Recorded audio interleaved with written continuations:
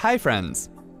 You can add a variety of charts and graphs into a spreadsheet, including line, bar, and map charts. Do you want to create graphs in Google Sheets? Let's have a look at the method to create graphs in Google Sheets on your Windows 10 PC. Open a web browser.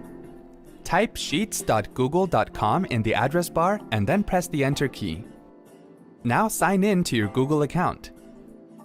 You can use the worksheets already saved on the drive to create a graph, or you can click on the plus button at the bottom right corner of the screen to open a new worksheet.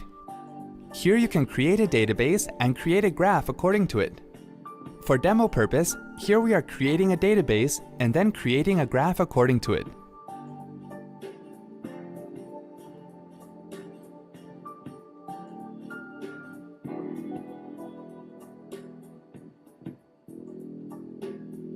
Now select the data.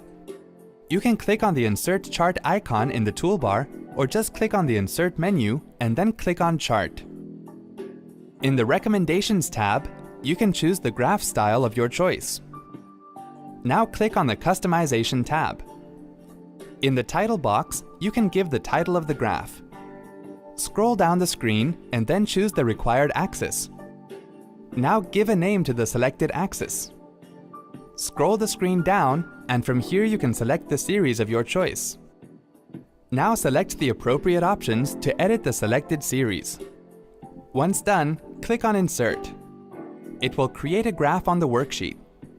You can also resize it by using your mouse.